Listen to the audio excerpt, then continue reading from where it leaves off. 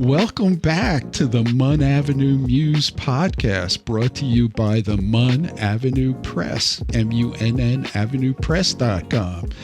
And I'm thrilled today to have Kiki Keating joining us to share some of her wisdom and experience. I'll tell you 2 minutes about Kiki, and then we as authors and avid readers can learn a lot from what she has to share. Kiki was and is the creator of the Kiki Network, a boutique global PR firm, and as the founding director of public and media relations at Dartmouth College's Tuck School of Business. She worked since 1998 through 2013 to build the reputation of that great school. And Kiki also created the Kiki Network in 2013 and co-founded Kiki Network, an international conference for top global business and education media. And I could go on, but I think you will enjoy hearing from Kiki directly. So Kiki, welcome to the Munn Avenue Muse. Thanks. I'm excited to be here with you. No, thanks. And we only met recently, but I was so impressed by your energy and your interests. Tell us a little bit about your amazing background. I mean, I know it was a long time ago as an attorney, but also as an event planner and your PR expertise. Sure. Well, the attorney stuff was fun and interesting. I was a criminal defense trial lawyer, and I was very happy with that job and sort of hoping to continue in that direction, but I had a baby, and the intenseness of the work just wasn't going to allow me to see my baby. So I made a career change, took a couple of years off to have another baby and make sure everything was okay. And then started working for Dartmouth for the Tuck School of Business, which was a fabulous, wonderful job for 15 years.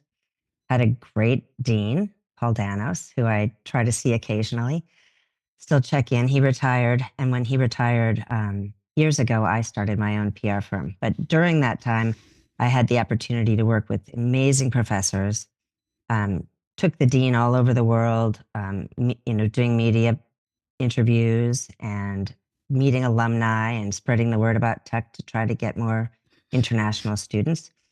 And one of my favorite things was when a professor was working on a book and starting to do media ahead of the book launch and finding that right publisher, and then sort of thinking about a long-term strategy of how you're going to make that a bestseller. And a lot of that has to do with setting up interviews, doing speaking events, growing your audience so that when the book comes out, they buy. And so as part of what I did after I left Tuck, I've still worked with professors, helping with books and then helping other clients with books and publicity. So it's been a great time. Well, it's kind of a journey, right? I mean, and you now, unrelated to Dartmouth, you have this PR agency and you do a number of things, but with books, what are some of the specific things you might do to help an author get the word out and sell a bunch of books? It depends on the situation, and I like all these scenarios, but one is you're already a famous author, like maybe you, Charlie. And so maybe, you know what to do, or the publisher that published your last book is ready for your book. And then I might have a different strategy where I'm just thinking about publicity and media relations around that and when to launch.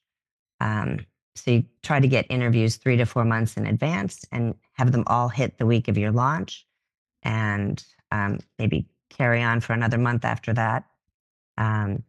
But then I've worked with people who just have an idea of a book and they're not sure they can even write it. And then I'll sit down and talk with them, listen to their great idea. Perhaps find a ghostwriter. I've worked with a number of authors where we find the right ghostwriter for them. And then once it's written, we look at working with somebody that can really do a good edit of it, see if it needs a little bit of help.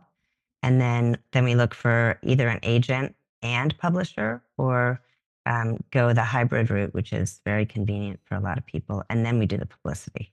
Yeah, yeah.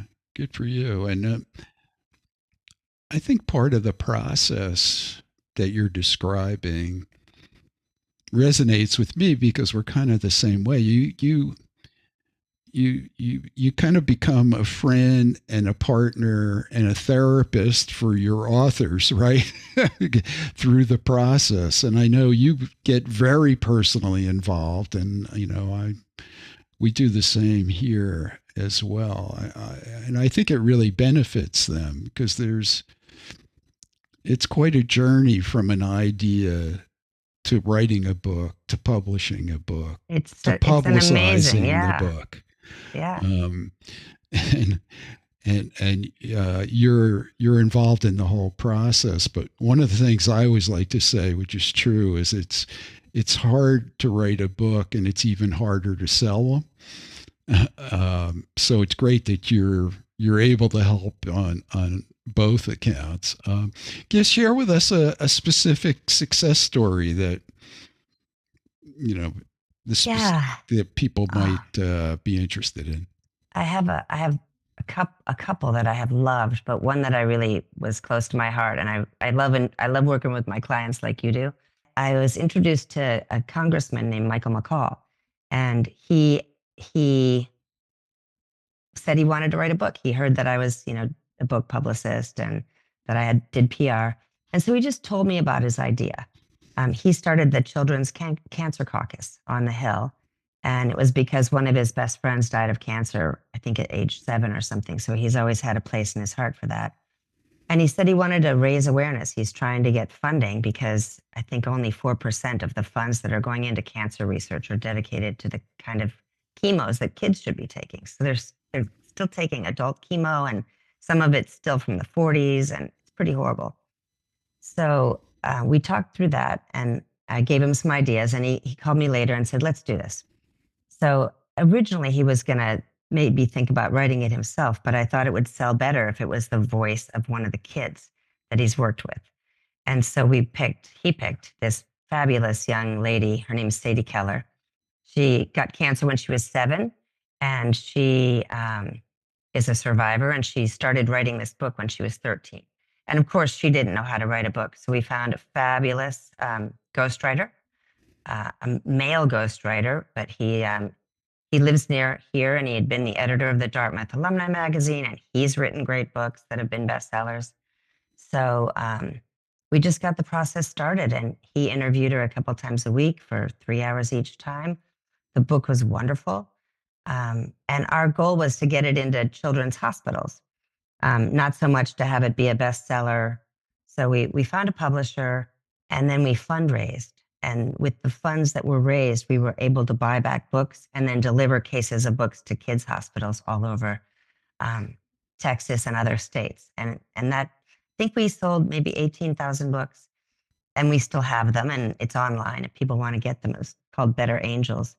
But that was a really feel good project. And Sadie's now heading off to college.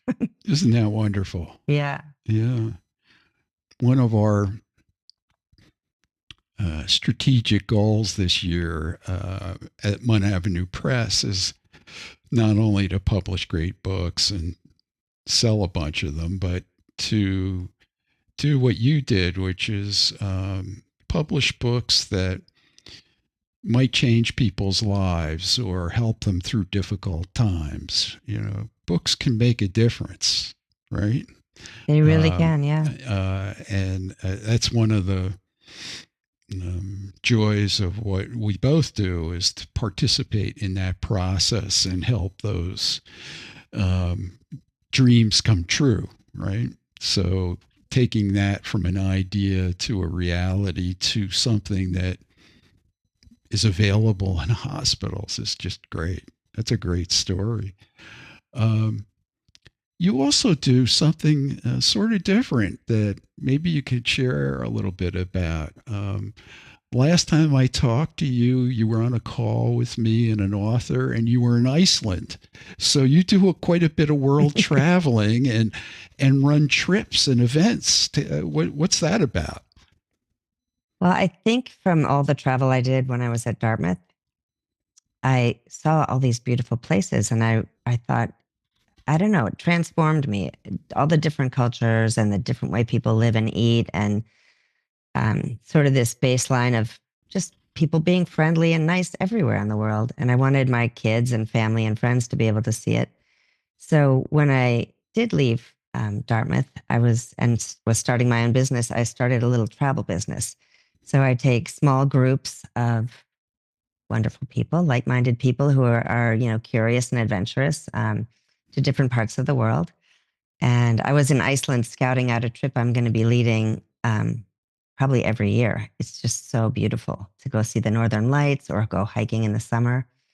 So I've been doing that for 8 years, and I'm open to lots of new things, but I've done India, Africa, all over Egypt, of course, Europe, Amalfi Coast, and Italy, and France, and Spain, and Asia. So pretty much anywhere. We did Patagonia one time too, and so I'm just kind of accruing these wonderful trips and putting them on my website. And then if people want to go on their own, I can set them up for their own family. Or if they want, sometimes people for the first time in Kenya or India want me to be leading it, and that's fun. Really fun. Yeah, I love it. yeah. So if you're those listening out there, the website is Kiki, Kiki Network.com, right? Yeah. And you can learn more both about Kiki's trips, but also her fabulous PR work and ability to get you placement and podcasts and all those good things. So you're doing this world traveling, you're working on PR for clients, you do event planning. How do you manage all of this? How do you find the time? Um, well, I think it's because I love the things that I do. So it doesn't feel so much like work. And when we talk about work-life balance, I always find time every day to go hiking with my dog or see friends. And so I just get in the mode where if I'm taking off from 3 to 5, I'll work that evening. And I don't mind. I'm up anyway, so I'll work sometimes till 11 at night, but take the whole morning off. Or it also doesn't really feel like work if I'm planning a trip and I'm excited about getting somebody an interview or taking a final edit of a book. So I just try to sleep really well when I sleep. And, I'll be on like that hiking trip in Iceland for some of the nights. I caught up on work, and sometimes I can only bring my phone, but I'm texting back to the people who work with me, and um, trying to make it, I guess I can just compartmentalize and do what I need to do when I do it. Yeah, yeah. And I think what you're hitting on too is if you have a passion for something, you find the time to do it. Right. I mean, this question comes up frequently with aspiring writers that I meet. And one of the things you hear often is, oh, I'm so busy, I don't have the time to write. Well, if you really want to write, you really want to publish a book, you kind of figure out the time. So one example I use is of an author I met recently who's a full-time attorney. She has 4 kids and she's written 10 books.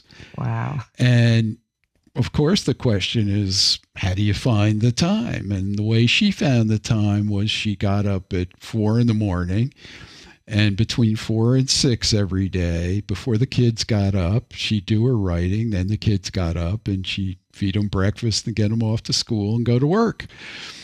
And if you can devote an hour or 2 a day, you can get a book written in a year or less. It's the consistency and the desire to get it done. Yeah, and still prioritize the things you love. When my kids were little, I'd get up and exercise at 5, and then I'd be back when they woke up. I was around to help coach things after school, and I'd really dedicate time um, with their homework until they went to bed. But then I'd work from 9 till midnight. Right. And I look back and I think, ow. But we do stuff like that because we want to prioritize the things we need. And I'm glad I have a dog because I might not get out and hike every day, but she makes you get out. Yeah, and that's so nice to just take a break and breathe in the forest air. And I love traveling. So anytime I can take people on a trip and make sure they're happy and seeing what they're seeing, it's just doesn't seem like work at all. Yeah. I have a great time. Yeah, yeah. But can I say one thing about you? I was so thrilled to find you because most publishers don't have a marketing arm at all.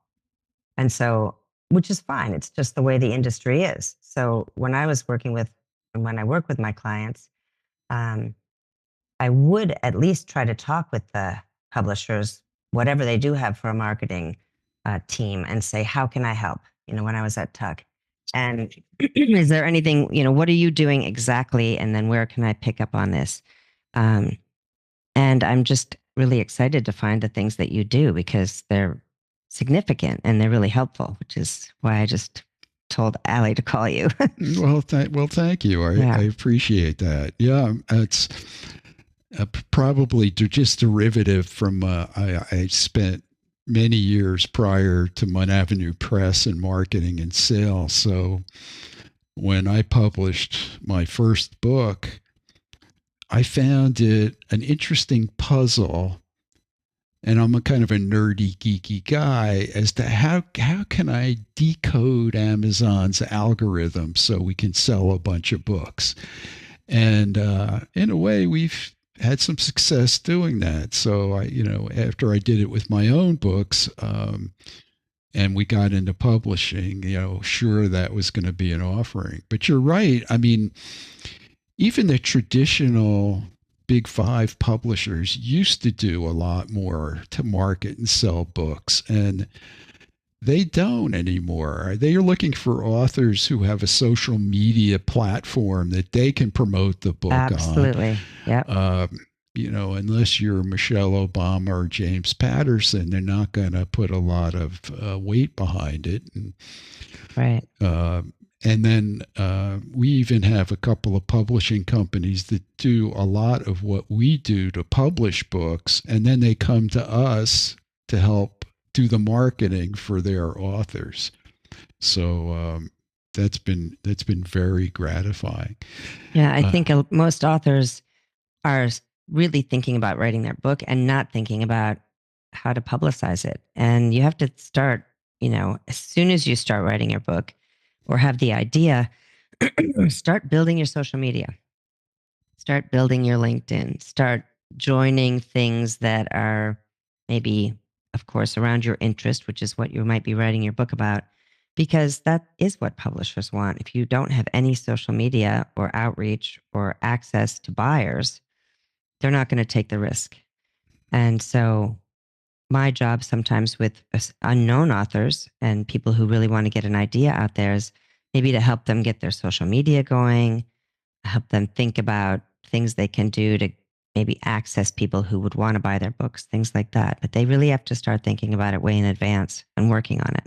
Yeah, yeah. And the question that first-time authors have is, and I went through this myself with my first book. I thought, well, we'll publish the book and then we'll start thinking about how to sell it. And that is not a great strategy because you're missing out on building anticipation for the book, right, building people's interest. And after the first book, I learned and built for my author list, I have 10,000 readers on my list, is before the book came out, the next book came out, I could do things like say, oh, well, I have 2 covers that I'm thinking about for my book. Which one do you like more?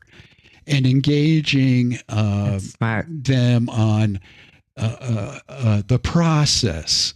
So you can sort of pull them into the process so that when the book comes out, Of course they're going to buy the book.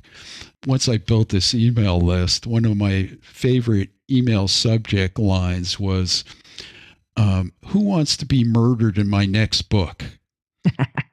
And I will tell you, I got hundreds of volunteers.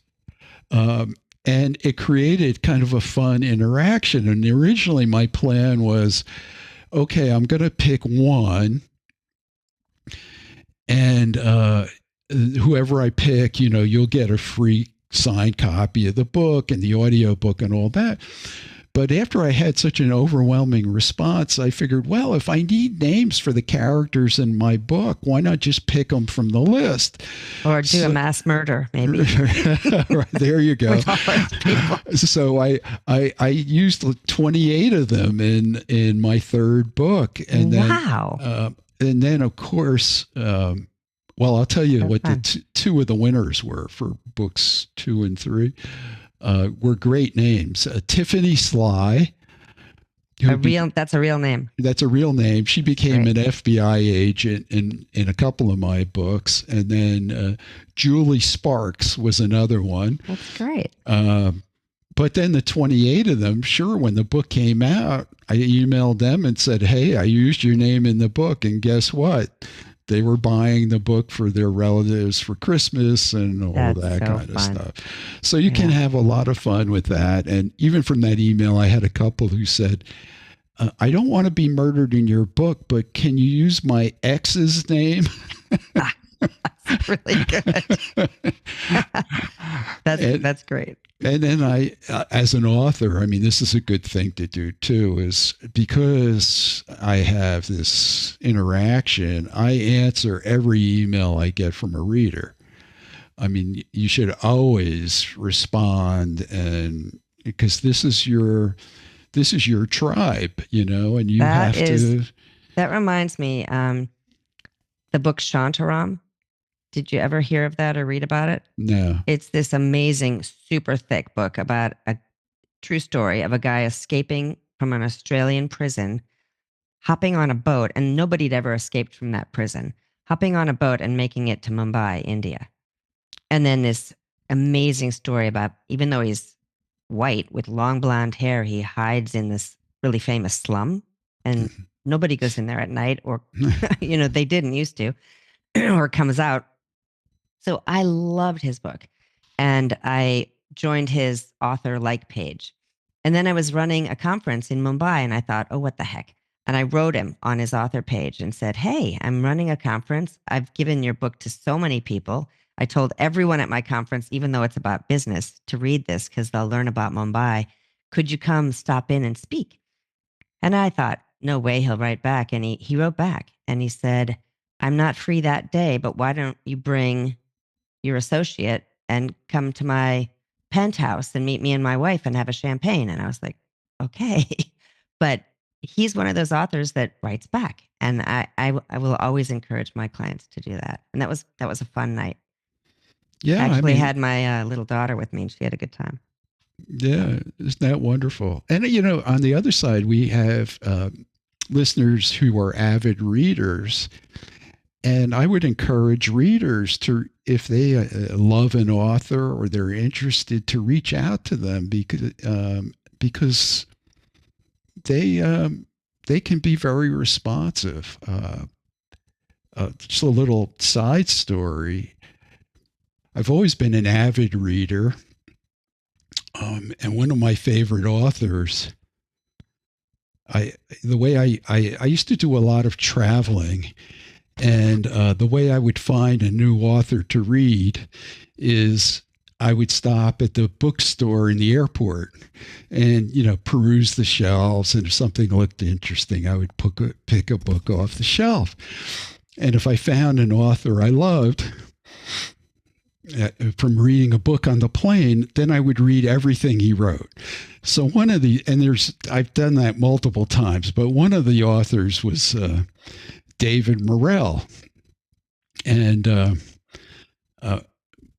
whenever I ask people if they've heard of them, most people haven't, but they know his iconic character. He was the creator of Rambo. Oh my gosh. And he's actually a great writer. your impression is of the Sylvester Stallone movies, but he's a great writer. Espionage, mystery, horror, multiple genres. Yeah. So some years after I read all his books, a friend of mine, Steve, who you met on this podcast, who runs Author Bites, that builds websites for authors, I'm talking to him on the phone one day, and he says, I just got off the phone with David Morrell, blah, blah, blah, blah. And I said, David Morrell, I'm such a big fan of David Morrell.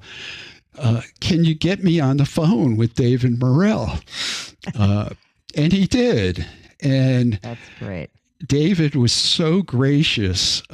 He sent me some more of his books and signed some things. And at the end of the phone call, just one of those little serendipitous moments, he said, some friends and I started this conference in New York called Thriller Fest. And, the authors come every year and they share their advice and talk about their books. And that was it. And so I went online, I looked it up, and I went. And it was because of that little comment from that author that I went to Thriller Fest, and I heard these authors talk about how they started and how they wrote books. And I thought, I could do that. And that whole sort of series of events led to writing a book, and then writing more books, and then Munn Avenue Press and all of this. And it's because an author was gracious enough to spend a few minutes with me that led to that whole series of events. So I would encourage you to reach out to authors and connect.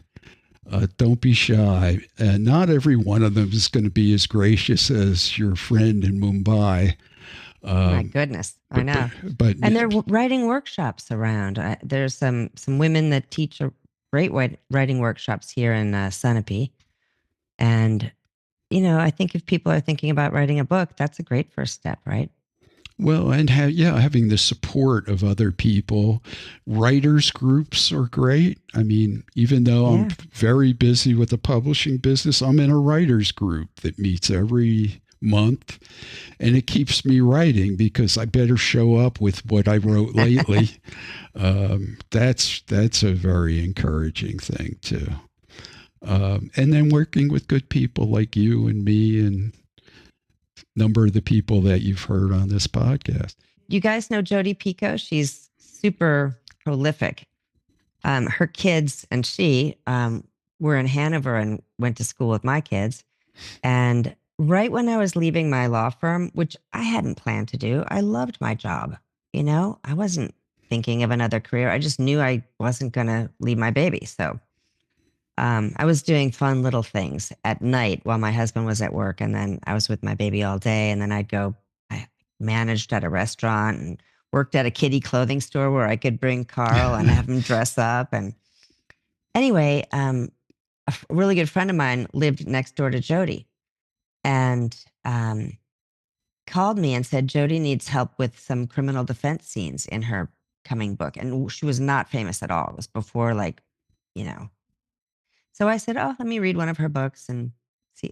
Sounds like a fun thing. I wasn't expecting to get paid. So I read Songs of the Humpback Whale. I literally didn't put it down. I stayed up all night. It was enchanting. And so I called Jodi and said, sure, I'll help you. This will be fun.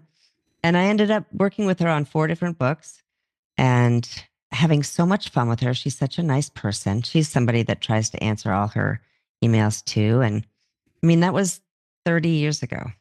So since then, as she should, she's become so famous. It's fun for me to go and be in Italy and see Jodi Picoult, or whatever country I'm in, there's a Jodi Picoult. But I have some fun I'm sure you have other fun stories like that, but what a cool story of how you started writing. Gosh. No, thanks. What serendipitous.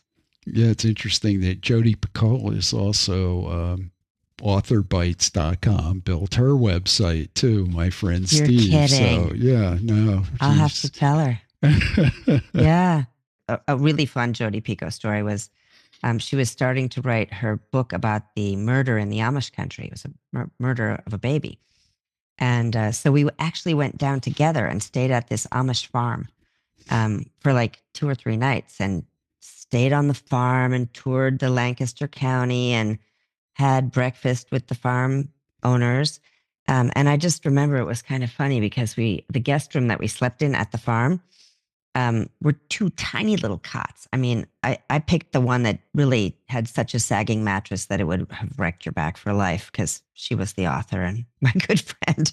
And the bed she was in had a big picture of Jesus above it. And it didn't make sense for somebody who's Jewish, but we were laughing and we snuck in a little, I'd go ask for ice and say, we like ice with our water at night. And we snuck in and I brought a little nightcap for us, but we had some really fun adventures. Well, you know, it's interesting too that you bring this up is that part of the fun of being an author of more than one book is the research. Oh gosh, right. So clearly you and she are having a great time doing research. And she has worked with amazing people over the years and she researches so carefully. Yeah. Well, but it's, you know, it's a joy in itself to do the research. I mean, people think, well, oh, you know, that's really drudgery. No, it can be a lot of fun. I mean, when I wrote my first book, Not So Dead, I did it mostly from what I knew, my own knowledge and, you know, online research. But when I wrote my second book, I really got into interviewing people like, I spent some time with a karate expert, a chemical weapons expert. I spent a day with the ATF, with a woman who was kick-ass. She trained snipers, you know. Oh my gosh. And so I modeled the character after her in my second book, a female sniper. Yeah, I mean, just some really fun experiences that have come out of doing research. I interviewed 2 psychologists for one of my books where a character had something like a multiple personality disorder. Oh. And I said to Bob, who was one of the 2, they're a couple, one of the 2 psychologists, you know, have you ever had any experience with multiple personality disorder? And he said, oh yeah, many, which surprised me. And then I said, well, can you tell me, without breaching any confidentiality, tell me a story about one of them. And he does. And he tells me a story about a woman who had 6 different personalities. And it usually results from trauma. Multiple personalities is like a coping mechanism to deal with a trauma. And I later found out when it became public that he treated her for close to 20 years. And at the end, she said, she had called a meeting with all her personalities. And she said, thank you very much. You've been so helpful over these years. I'm better now. You can go. Wow. And they did? And they did. And I used that in that was so poignant to me that I used that with my character in my book who was dealing with something similar. So it's so interesting how that is wild. The things you can learn. And it may have been Jodi Picoult or Ann Patchett. I had heard an interview. Often you'll hear people say, oh, as an author, you should write about what you know. But what she said that I thought was so profound was, I like to write about things I want to know.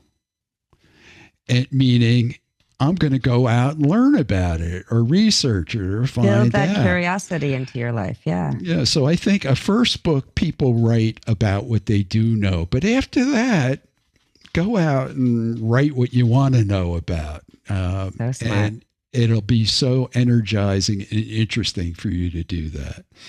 So I agree. So Kiki, what's next for you? What are you working on now? What's coming up? Well, I've got 2 books that I'm sending your way, which is really great. Well, good. Yeah, I'm glad to hear that. I'm really happy. I've been working with both authors for a while, so it's really fun to get to the publishing process. And then, of course, they know, and I've been trying to help them to get a bigger audience. But I wish more people were aware of sort of the things to think about long term, because you want to get those podcasts and interviews lined up well in advance of the launch so that everything can launch that same week. And do an email out to your friends to pre-buy and ask people to write a review, things like that. And then trips, I've got an amazing trip to India in January. Anyone interested in art, I'm doing a beautiful tour in Italy of Rome, Perugia, and Florence that's digging into learning about female artists of the Renaissance. And we've selected a painting that we're going to have renovated and go into all these private palaces to look at the works of art with the owners. Just since I'm so small, I can do these little bespoke things. And then lots of trips coming up: Iceland, Africa, Kenya, and going hiking in Uganda with the gorillas. So I'll sprinkle all that in around my client work or be doing it on the plane. Oh, sounds like fun. Yeah. Oh, yeah. So go to Kiki Network, KIKI Network.com, and check out all the amazing things that Kiki is doing. And if you need help promoting your book, she's the person to call. And then if you need help publishing it or promoting it on Amazon, call us at the Munn Avenue Press. Thank you so much, Kiki, for sharing your adventures and your wisdom with us today. Thank you, Charlie. I'm excited to work with you in the coming years.